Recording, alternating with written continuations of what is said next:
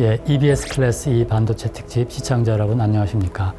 서울대학교의 황철성 교수입니다. 자, 오늘 1강 반도체란 무엇인가 부터 시작해서 25강 25번 강의에 걸쳐서 저와 그리고 다른 교수님들과 함께 이 반도체에 대해서 공부를 해보겠습니다. 반도체 관련 업계에서 일을 하시는 분들이 시작을 하실 때나 또는 일을 하시면서 이 반도체에 대해 새롭게 공부를 해봐야 되겠다라고 생각하시는 분들을 대상으로 본 강의를 준비를 했습니다. 25개의 강의이기 때문에 거의 대학에서 이제 한 학기 동안 강의하는 내용이라고 보시면 되는데 각 분야의 전문가가 강의를 하는 것이 좋을 것 같아서 저를 비롯해서 여기 김상범 교수님, 전동석 교수님, 박민혁 교수님 이렇게 해서 저를 포함한 4분의 교수님들이 강의를 하실 예정입니다. 그래서 제가 일반적으로 반도체가 무엇인가에 대해서 오늘 좀 소개를 드릴 거고요. 그다음에 그 김상범 교수님께서 이어받으셔갖고 여기 보시는 것처럼 반도체의 기본 요소 및 회로에 대해서 간략하게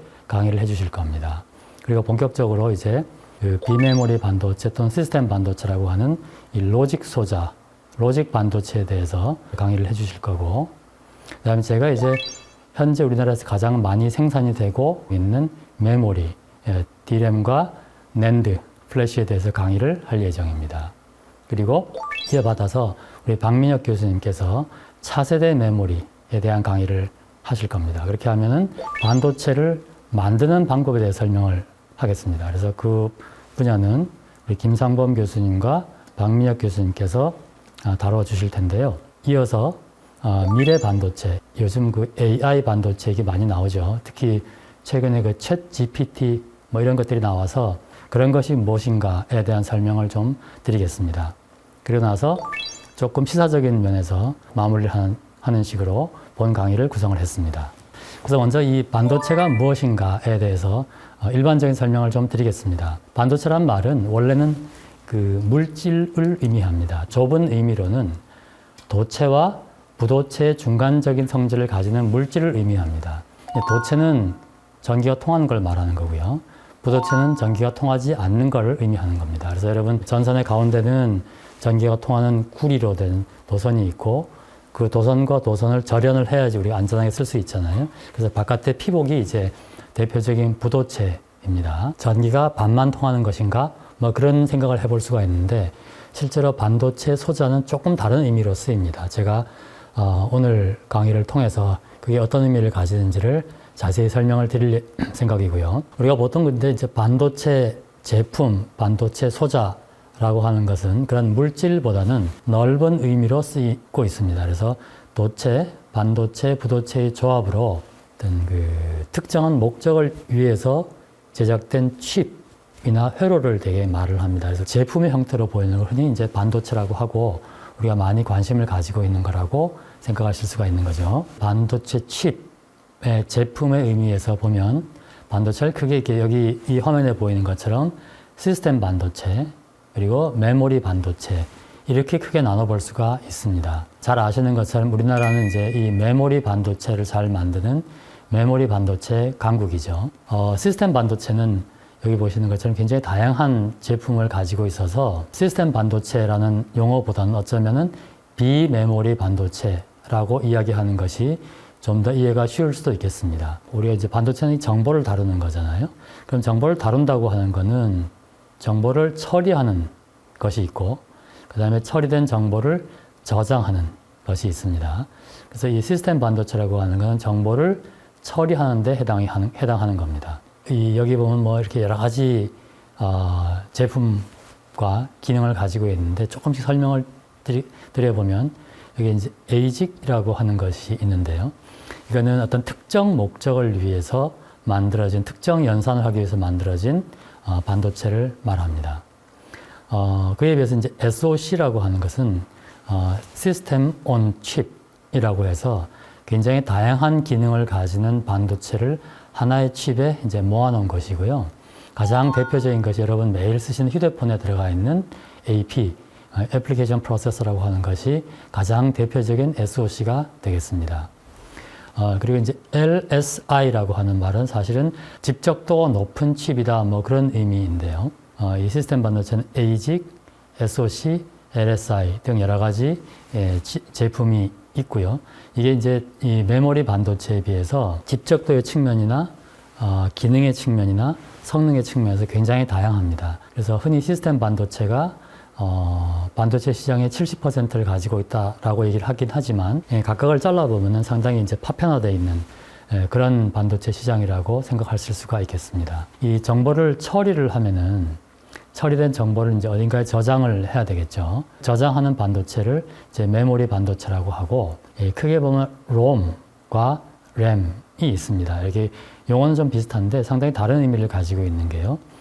Read Only Memory라는 말이고요.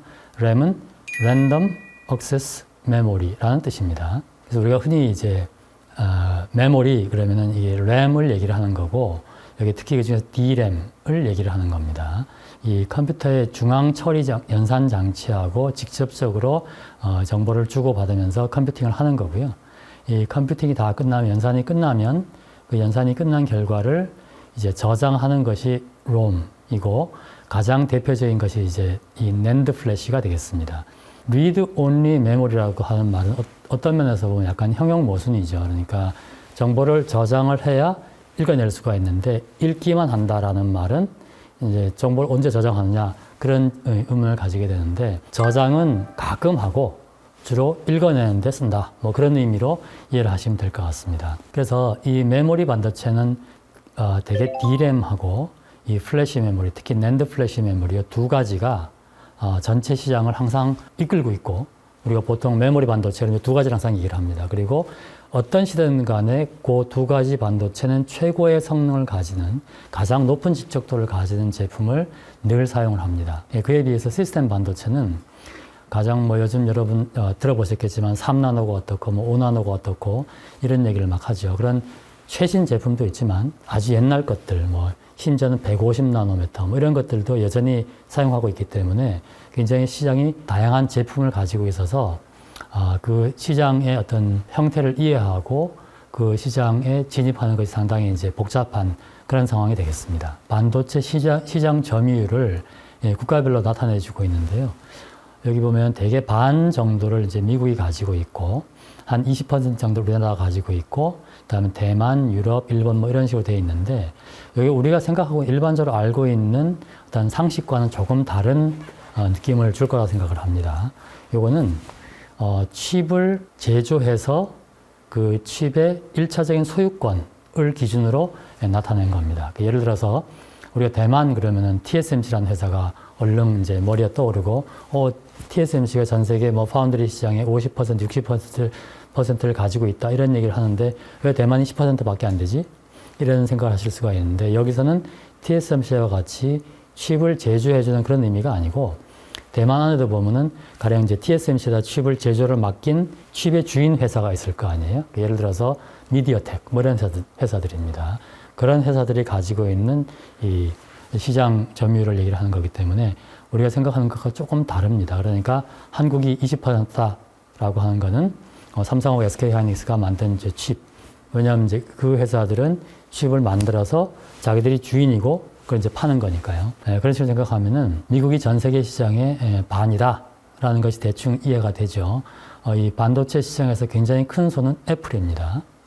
또는 퀄컴과 같은 설계 회사들, 이런 회사들이 이제 큰 회사들이 있기 때문에 미국이 전 세계 시장의 반을 이제 가지고 있는 것처럼 이해가 됩니다. 그래서 이 도표는 어떤 정확한 통계에 기반을 한 것이고, 우리가 보통 생각하는 반도체 시장 점유율 또는 반도체 시장 이런 것들은 조금 다르게 바라보시는 게 좋을 것 같기도 해요. 그래서 대개 이제 전체를 4분의 1씩 나눠서 생각을 해보시면 한 25% 정도가 메모리 시장입니다. 그래서 그 메모리 시장의 70%는 이제 우리나라 한국이 점유를 하고 있는 거고요. 그 아까 말씀드린 것처럼 DRAM하고 NAND 플래시 거기 중요 플레이어고요. 그 다음에 이제 늘 우리가 많이 얘기를 듣는 파운드리 시장이 있습니다. 그 파운드리라고 하는 것은 이제 설계 회사들이 어떤 제품을 설계를 하면은 그 설계에 맞춰서 칩을 제조해주는 회사인데, 잘 아시는 것처럼 대만의 TSMC가 전체 시장의 한 60%를 가지고 있고, 그 다음에 우리나라 삼성이 한 15%를 가지고 있죠. 그래서 그 파운드리 시장이 되게 또 한 4분의 1 이쯤 되고요.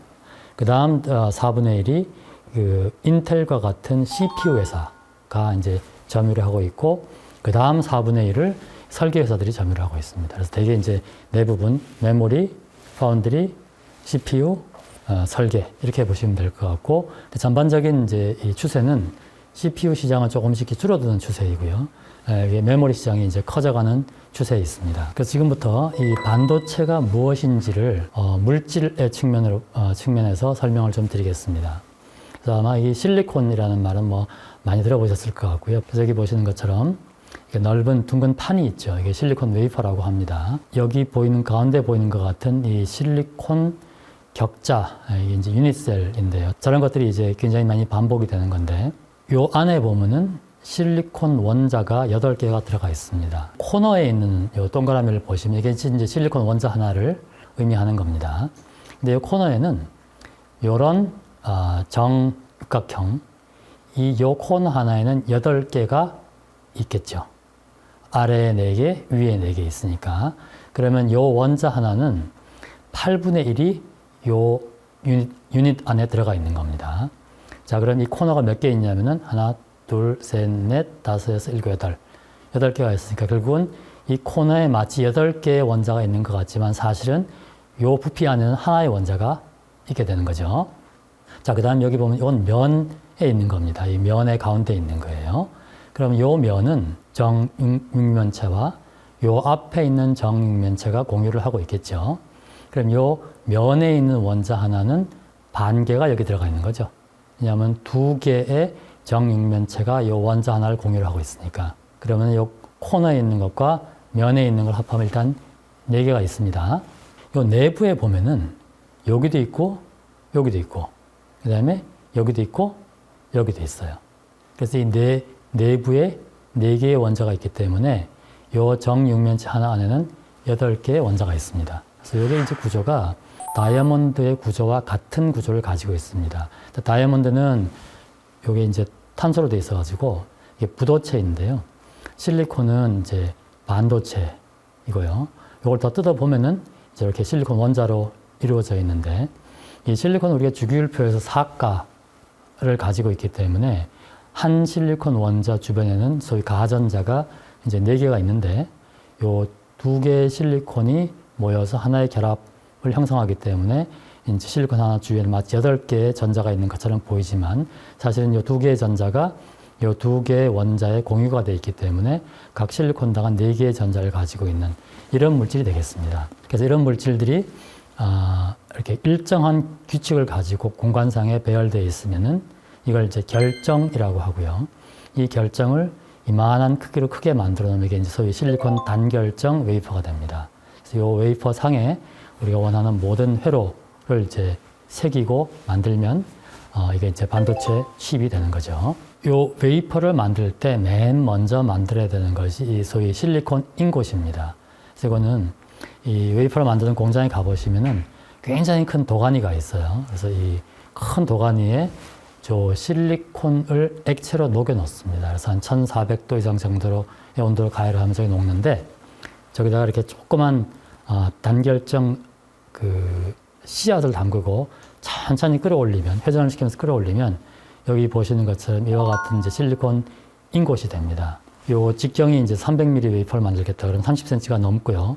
요 길이가 거의 2m에 달하는 굉장히 큰 단결정을 아주 천천히 성장을 시키면 불순물도 굉장히 적고, 그 다음에 저 큰 결정 안에 모든 원자들이 다 제자리를 찾아가는 그런 단결정이 됩니다. 이게 이제 사실 상상하기가 좀 어려운 게 뭐냐 하면은, 다시 앞 페이지를 한번 가보시면 요 길이가 얼마쯤 되냐 하면은 원자 2개, 원자 간의 간격쯤 되기 때문에 요 길이가 0.5 나노미터쯤 됩니다. 그러니까 나노미터라고 하는 건 10의 -9승이니까 0.0을 8개 치고 1.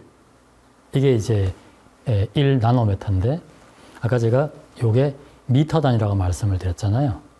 그럼 이게 얼마나 원자가 많이 배열돼야 저 크기가 만들어질지 상상이 되실 거예요. 사실 상상할 수 없을 정도로 많은 원자가 여기 들어가 있는데, 그 많은 원자들이 앞에 보여드렸던 그런 실리콘 유닛셀, 격자 구조를 다 이루고 있는 겁니다. 그래서 그렇게 결함이 없게 만드는 것이 굉장히 어렵기 때문에 저거를 이제 저렇게 만들고 그다음에 저걸 또 잘라서 이렇게 웨이퍼로 만들고 하는 것이 굉장히 고도의 기술이 이제 필요한 것이고요. 이게 우리나라의 이제 실트론 같은 회사에서 저걸 실제 생산을 합니다. 잘라가지고 이렇게 이제 슬라이싱을 해서 표면을 연마를 하면은 요 그림은 실제로 이제 이 칩이 새겨져 있는 상황이고요. 새겨져 있기 전에 원판은 이렇게 이제 아무런 무늬가 없는 이런 원판이 만들어집니다.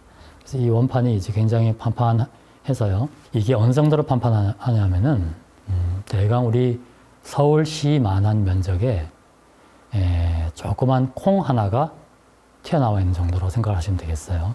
그만큼 판판한 그런 기판을 만들고 그 기판에 여러 가지 공정을 통해서 이런 이제 패턴들을 만들면 이 실리콘 웨이퍼상의 소자가 만들어집니다. 그럼 이걸 다 잘라가지고 이런 상자 안에 집어넣어서 외부 회로랑 연결할 수 있게 이렇게 발을 달아주면 이게 이제 칩이 되는 거죠. 그래서 우리가 보통 얘기하는 반도체 제품 그러면 이렇게 칩을 의미하고요. 대개 이제 이런 거는 소위 우리 알고 있는 소부장, 소재 부품 장비 뭐 그런 데에서 이제 소재에 해당되는 거고요. 그다음에 이런 소재를 잘라서 이런 웨이퍼로 만들고 웨이퍼를 가공하기 위해서 필요한 여러 가지 장비가 이제 소부장에서 장비가 되는 것이고 그런 장비를 크게 집적을 해가지고 큰 공장을 지어놓은 게 기흥이나 또는 화성, 이천에 가면 볼 수 있는 큰 반도체 공장이 되겠습니다. 그래서 그런 반도체 공장에서는 이런 웨이퍼 상에 이런 이제 회로들을 새기고 이런 작업들을 하는 거죠. 그래서 이렇게 웨이퍼를 갖고 와서 이런 웨이퍼 상의 칩이 필요로 하는 회로 요소들을 새기는 공정을 전공정이라고 해요. 전공정이 끝나서 이 웨이퍼가 만들어지면 이걸 다시 이제 후공정 업체로 보냅니다. 후공정 업체에서는 이 웨이퍼를 여기 이제 칩 단위로 잘라가지고 이런 그 상자, 여기 보이는 패키지라고 하는 건데, 이 상자에 집어넣고 밀봉을 합니다. 왜냐하면 이 웨이퍼에 새겨진 이 회로들이 그냥 공기중에 노출되면은 공기중에 있는 산소, 뭐 수분 이런 것들과 만나갖고 회로가 상하게 되거든요. 그래서 그거를 이제 방지하고, 그 다음에 이 소위 기판, PCB라고 하죠. 이 기판상에 이런 칩을 많이 이렇게 장착을 하기 위해서 이런 이제 연결선들 가지는 패키지에 집어넣는 그런 공정을 후공정이라고 하고요. 그 후공정 업체들이 이제 따로 있게 됩니다. 지금부터 이제 이 전공정에 대해서 조금 말씀을 드릴게요. 전공정을 이루는 8가지 공정이 소위 8대 공정이 뭔가만 간략히 설명을 드리겠습니다. 먼저 첫 번째가 이게 웨이퍼 공정이라고 되어 있잖아요. 그래서 이 앞에 말씀드렸던 것처럼 실리콘 인곳을 성정을 시키고 그걸 잘라가지고 아주 판판하게 만드는 그런 과정을 이제 웨이퍼 공정이라고 합니다. 되게 이제 300mm 웨이퍼라 그러면 직경이 30cm고 두께는 되게 한 1mm쯤 됩니다. 이 웨이퍼가 만들어지면 이제 그거를 우리 보통 기흥이나 이천에 있는 커다란 반도체 공장에 갖고 오면은 제일 먼저 하는 것이 일단 깨끗하게 표면에 있는 불순물을 떨어낸 다음에 산화 공정이라고 하는데요. 사실은 반도체 소재를 우리가 다 뜯어놓고 보면은 실제로 전체 중에서 반도체로 기능하는 부분은 굉장히 작고요. 대부분은 부도체하고 도체를 조합하는 겁니다. 그래서 가장 대표적인 부도체가 실리콘 옥사이드, SiO2인데 그 SiO2를 만드는 제일 기본적인 방법이 이 실리콘 웨이퍼를 고온으로 가열을 하고 대개 한 1000도 정도로 가열을 하고 거기 산소를 불어넣으면은 공기 중에 있는 산소와 이 실리콘 웨이퍼가 결합을 해갖고 이 표면에 산화막이 생깁니다. 그럼 이 산화막이 가장 기본적으로 실리콘 웨이퍼를 보호를 하면서 원하지 않는 부분에는 회로가 만들어지지 않게끔 이제 그런 역할을 하게 되는 거죠. 이런 산화 공정을 끝내고 나가지고 이제 포토 공정이라고 하는 게 우리 이제 요즘 뭐 EUV가 어떻고 굉장히 비싼 장비 얘기를 많이 들었죠. 바로 그 얘기를 하는 겁니다. 사진을 찍어서 패턴을 새기게 하는 겁니다. 그래서 이 사진을 찍는 기계가 굉장히 비싸서 이 부분이 가장 이제 그 정밀하고도 비용이 많이 드는 그런 과정이 되겠습니다. 그래서 이 포토를 잘 하기 위해서는 굉장히 많은 그 준비 과정이 필요하고요. 또 이 포토 공정에 들어가는 물질에 많은 그 투자가 필요합니다. 포토를 해서 패턴을 만들었으면은 그 패턴대로 실제로 실리콘 산화막이든 실리콘이든 또는 다음에 설명드릴 금속 물질이든 이런 것들을 깎아내는 공정이 필요해요. 그래서 이걸 이제 식각 공정이라고 하고요. 이 식각 공정을 하고 나면은 그 다음에 이제 방막 공정이라고 되어 있는데 이게 반드시 순서대로 이렇게만 가는 것은 아닌데 이 방막이라고 하는 거는 물질이 얇은 거를 방막이라 그래요. 특히 방막 공정을 이렇게 얘기하면은 내가 원하는 물질을 하나하나 이렇게 원자 단위로 뿌리는 것을 의미합니다. 그래서 뿌려서 가령 이제 알루미늄 또는 구리, 배선을 만들어야 되겠다. 그러면 원자를 이렇게 뿌려서 원하는 두께에 도달할 때까지 방막을 증착하는 것을 이제 방막 공정이라고 합니다. 가령 내가 다음에 배선 공정을 해야 되겠다 그러면은 가령 구리나 알루미늄 방막을 증착을 하고 거기에 포토 식각 공정을 반복하면 그것이 사실 이제 배선 공정이 되는 거고요. 이렇게 산화, 포토, 식각, 방막, 배선 이런 공정을 반복을 하면은 우리가 원하는 칩이 만들어집니다.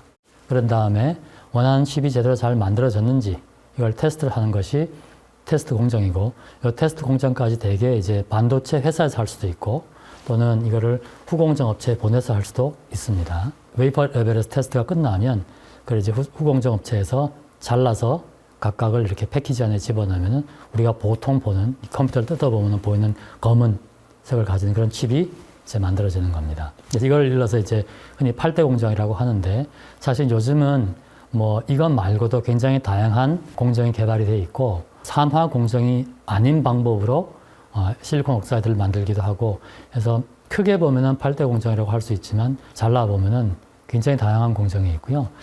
지금 D램을 만들려 그러면은 저런 스텝을 한 800번 정도 반복을 해야 되기 때문에 굉장히 어려운 과정인 것이죠.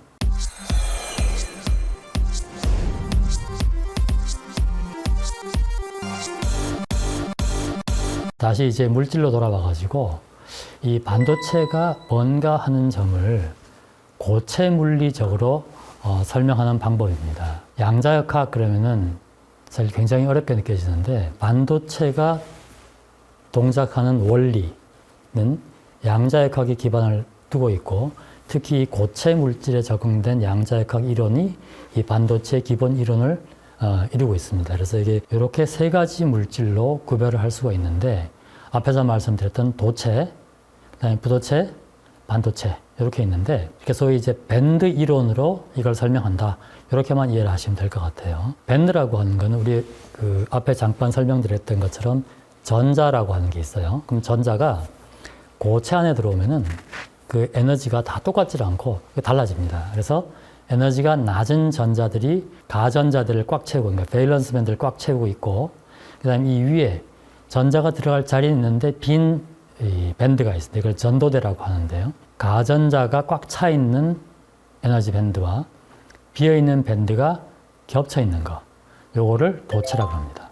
이 둘 사이가 굉장히 먼 거, 이게 이제 부도체입니다. 요 사이가 적당한 거, 이게 이제 반도체인데 이게 얼마나 적당해야 되는가를 한번 설명을 해보면요. 여기 전자 잔뜩 있는데 여기 요 빈자리, 여기는 전자가 존재할 수가 없어요. 그래서 이제 양자역학이 여기는 전자가 있으면 안 된다. 이렇게 딱 정의를 해놨습니다. 그럼 우리가 전자가 움직이게 하려고 그러면은 꽉 차 있는 데서는 전자가 움직일 수가 없어요. 여러분 우리가 만원 버스를 타면은 내가 내리기 위해 출입문까지 가기가 상당히 어렵잖아요. 이걸 생각하시면 돼요. 빈 자리가 있어야 전자가 움직일 수가 있는데 여기 빈 자리가 없습니다. 그럼 전자가 못 움직여요. 여기는 빈 버스입니다. 나 혼자 빈 버스를 타고 있으면 쉽게 움직일 수 있겠죠. 자, 이게 이제 전도대입니다. 근데 문제는 여기 있는 전자가 여기 있는 전자대로 올라가기 위해서는 에너지를 얻어야 되는데 에너지가 얼마나 필요하냐를 생각을 해보면은 여기 있는 전자들은 상온의 열 에너지를 가지고 있어요. 그럼 그게 얼마나 되느냐 하면 대개 25 밀리 일렉트론 볼트쯤 돼요.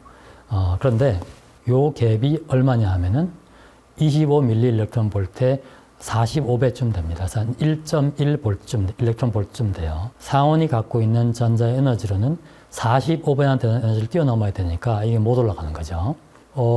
이거는 그것보다 훨씬 큽니다. 그러니까 도저히 여기서 이리 전자가 갈 수가 없어요. 그래서 우리가 보통 반도체라고 하면은 실제로는 전기가 통하지 않습니다. 그런데 전기가 통하게 하려고 그러면은 이런 방법을 쓰면 돼요. 여기 아까 전자는 4개의 가전자를 갖고 있어 갖고 2개씩 쌍을 이뤄서 두 실리콘 원자 사이에 존재한다고 했습니다. 근데 만약에 전자를 5개 갖고 있는 물질을 집어넣으면 이게 이제 포스포러스 인인데요. 이 녀석을 집어넣으면은 요건 전자가 하나 더 많이 있는 물질입니다. 그러면 다 쌍을 이루고도 하나 전자가 남겠죠. 요 전자가 쉽게 움직일 수가 있습니다. 아주 흥미로운 사실은 뭐냐면은 전자가 남는 거 말고 전자가 부족해도 괜찮아요. 부족해도 전기가 통하게 만들 수가 있습니다. 요거를 이렇게 설명을 드릴 수가 있습니다. 전자가 남는 물질은 이제 포스포러스 같은 건데 그거는 실리콘에다 집어넣으면은 요 에너지 밴드 구조 안에 요 위치에 전자가 존재할 수 있는 상태를 만들어냅니다. 그러면 요 간격이 얼마냐 하면은 아까 25mV/V로도 쉽게 넘어갈 수 있을 정도로 굉장히 작아요. 그러면 이 여분의 전자가 컨덕션 밴드로 쉽게 올라가게 되고 이 컨덕션 밴드 안에서는 전자가 쉽게 움직일 수가 있는 거죠. 그래서 이런 거를 N-타입 도핑했다 그래요. N 전자란 뜻입니다. 반대로 전자가 부족한 물질을 도핑하면 이제 대표적인 것이 보론 같은 겁니다. 이제 주기율표에서 3족에 있는 건데요. 여기에 빈 자리를 만들어요. 빈 자리로 여기 있는 전자가 올라올 수가 있습니다. 근데 흥미로운 거는 여기 있는 빈 자리를 채운 전자는 움직이지 못해요. 그런데 여기 빈 자리는 쉽게 움직일 수가 있고 여기 빈 자리를 우리가 홀 또는 정공이라고 합니다. 여기 있는 거를 전자, 영어로는 일렉트론 이렇게 얘기를 하는 거죠. 반도체가 아주 흥미로운 것이 두 가지 측면에서 흥미롭습니다. 첫 번째는 이렇게 이제 전기가 통하지 않을 그런 물질에다가 이렇게 불순물을 집어넣어서 전기가 통하게 만들 수 있다라는 것이 이제 첫 번째 흥미로운 지점이고, 특히 이 실리콘 반도체에서 훨씬 더 흥미로운 지점은 뭔가 하면은 전기를 통하게 하는 그 매체가 이렇게 전자일 수도 있고 여기 정공일 수도 있다는 겁니다. 전자는 우리가 잘 아는 것처럼 음의 전하를 띠고 있습니다. 그래서 음의 전하가 전도되게끔 만들 수도 있고, 정공은 양의 전하를 띠고 있어요. 그래서 양의 전하가 움직이는 반도체를 만들 수도 있습니다. 그래서 이런 거를 N타입, 이제 이런 걸 P타입이라고 하는데, 가만 생각을 해보면, 여기 P타입 반도체도 이 안에 있는 것들은 결국은 전자였고, 전자가 빈자리를 만든 것이 전공이라고 했으면 만원버스의 비율을 들었잖아요. 그러면은 만원버스에 사람이 꽉 차 있는데 한 사람이 내렸어요. 그럼 이제 그 빈자리가 생겼으니까 그 빈자리를 매개로 해서 내가 움직여 갈 수 있는 겁니다. 실제로 움직이는 실체는 전자이고 빈자리는 그냥 반대로 가는 겁니다. 그러면 어차피 다 음의 전하를 가지는 전자가 움직이는 거 아닙니까? 이렇게 생각할 수가 있는데요. 여기서 이제 이 반도체, 특히 양자역학이 아주 흥미로운 지점이 되는데, 이 베일런스 밴드 안에서는 실체가 전자가 아닙니다. 홀이 실체입니다. 그걸 다른 말로 표현하면은 이 안에 있는 전자는 질량이 음의 값을 가지고 있습니다. 이 컨덕션 밴드 안에 있는 전자는 질량이 양의 값을 가지고 있고요. 음의 질량을 가지는 물질이라고 하는 건 잘 이해하기가 쉽지 않죠. 그래서 좀 더 정확하게 보면은 이 안에 있는 것은 양의 질량을 가진 정공이 있다. 그리고 그 정공은 움직이는 방향이 전자와 반대이다. 양의 전하를 나른다. 이렇게 이해하시면 될 것 같고요. 사실 이 부분을 정확하게 이해하는 건 좀 상당히 어렵고, 중요한 것은 전하를 나르는 이 전하 나르게 캐리어가 두 가지 타입이 있다. 그래서 하나는 N타입 반도체가 있고 P타입 반도체가 있다. 요것만 기억을 하시면 될 것 같고요. 요것이 이 아주 효율적인 회로를 만들어내는 아주 중요한 인자가 되고, 그게 가능했기 때문에 이 실리콘 반도체가 오늘날의 소위 반도체 또는 정보 처리 소자의 가장 총화가 된 것입니다. 이 실제로 이제 회로를 구성을 하려 그러면은 요 실리콘 반도체 말고도 우리가 보통 전기공학에서 배우는 저항, 그다음에 레지스터, 또 인덕터, 커패시터 이런 것들이 다 있어야 되고, 이런 것들을 조합한 것이 전기 또는 전자 회로가 됩니다. 반도체 회로 기판을 보면은 이런 시꺼먼 그 반도체 칩뿐 아니라 이런 다양한 저항 또는 인덕터, 커패시터 이런 것들이 막 이렇게 이제 꽂혀 있죠. 그런 걸 우리가 보통 컴퓨터 이렇게 열어보면은 이제 보실 수가 있는데, 그런 것들이 다양하게 조합된 것이 이제 전기 회로인데, 이 반도체 칩 안에는 보면은 저런 것들이 굉장히 작게 만들어져 갖고 다 들어가 있습니다. 칩 안에도 있고, 그 칩과 칩 사이를 연결하는 회로에도 있고 뭐 이렇게 생각하시면 될 것 같아요. 그래서 그게 이제 우리가 보통 컴퓨터를 열어봤을 때 보는 이제 회로 기판이라고 생각하실 수가 있겠습니다. 자, 다시 이제 반도체로 돌아와 가지고요. 이 반도체가 뭘 하는가를 이해하기 위해서 가장 기본적으로 이해를 해야 될 것이 소위 다이오드입니다. 다이오드는 이제 기호는 이렇게 쓰고요. 화살표가 이렇게 있는 거 보니까 이쪽으로 뭐가 잘 가는데 여기는 이렇게 뭐가 막아져 있는 거 보면 반대로는 잘 안 갈 것 같잖아요. 맞습니다. 전류가 한쪽 방향으로는 잘 흐르는데 반대쪽 방향으로 잘 흐르지 않게 하는 거. 이건 다이오드라 그러고 이런 걸 정류라고 합니다. 정류, rectification이라고 하는 건데요. 여기 보면 이제 이런 그래프를 흔히 설명을 합니다. 여기 어떤 전압을 가하고 그 다음에 Y축으로 이렇게 전류가 흐르는 건데 전압이 양의 전압이 가해지면은 전류가 잘 흐르고 음의 전압이 가해지면 전류가 잘 흐르지 않고 요게 이제 다이오드입니다. 그럼 이걸로 뭘 하느냐? 트랜지스터를 만들 수가 있습니다. 여기 보면 앞에서 배웠던 실리콘 기판이 있고요. 그 다음에 여기 이렇게 검은색이 있는 거 이게 실리콘 옥사이드 아까 삼화 공정을 통해서 만든 부도체입니다. 그리고 요 위에 있는 게 금속입니다. 알루미늄, 금속이라서 금속, 인슐레이터, 부도체, 반도체, 메탈, 옥사이드, 세미컨덕터. 그래서 MOS가 됩니다. 그다음에 여기 FET라고 하는 것은 Field Effect Transistor라는 뜻인데요. 트랜지스터가 게이트가 있고 소스와 드레인이 있는 걸 트랜지스터라고 그래요. 근데 이제 필드 이펙트라고 하는 건 우리말로 하면 전개 효과라는 뜻이죠. 여기 전압을 가하면 그 전압이 여기 인슐레이터라고 하는 건 전기가 안 통하는 거잖아요. 그러니까 이 전압이 이리 직접 전류가 흐르게 하면 안 돼요. 단지 이 인슐레이터를 통해서 이 채널 표면에 전개를 유도를 해서 이 채널이 원래 없었던 것이 이제 만들어지게 하는 거. 그게 MOSFET입니다. 그래서 채널이라고 하는 건 뭔가 이렇게 흘러가는 통로라는 뜻이죠. 여기 전류가 흘러가는 통로라는 뜻입니다. 그래서 이게 소스라고 하는 건 근원이라는 뜻이고 드레인은 뭐가 빠져나가는 다는 뜻이니까 전압을 가해서 전류가 이렇게 들어와서 이렇게 빠져나가게 한다. 언제? 게이트에 전압이 가해졌을 때. 다시 말해서 게이트에 전압을 가하면 없던 채널을 만들고 그 채널을 통해서 소스하고 드레인 사이에 전류가 흐른다. 요게 이제 모스펫의 가장 기본적인 동작 원리가 될 텐데 이게 뭐가 되냐면 스위치가 됩니다. 게이트에 전압을 가해서 채널을 만들면 스위치 온. 요거를 제거하면 스위치 오프. 그래서 똑같은 소스하고 드레인 사이에 전압을 걸어놓고 게이트에 전압을 가하느냐 가하지 않느냐에 따라서 채널을 만들었다가 없앴다가 요게 되는 것이 트랜지스터고요. 이게 흥미롭게도 앞에서 말씀드린 것처럼 여기 흘러가는 전류를 전자로 만들 수도 있고 홀로도 만들 수 있어요. 그 두 가지를 잘 조합하면은 우리가 지금부터 배우려고 하는 굉장히 복잡한 논리 연산을 할 수가 있고 그 논리 연산을 할 수 있는 회로를 굉장히 많이 만들어 놓은 거. 그게 오늘날 우리가 바라보는 반도체 칩이 되겠습니다. 트랜지스터가 아까 N-타입 실리콘이 있고 P-타입 실리콘이 있다고 했는데 P-타입 실리콘을 여기 써서 만드는 게 N-타입 MOSFET이고요. 이 기판이 N-타입 실리콘을 써서 만드는 트랜지스터가 P-타입 MOSFET입니다.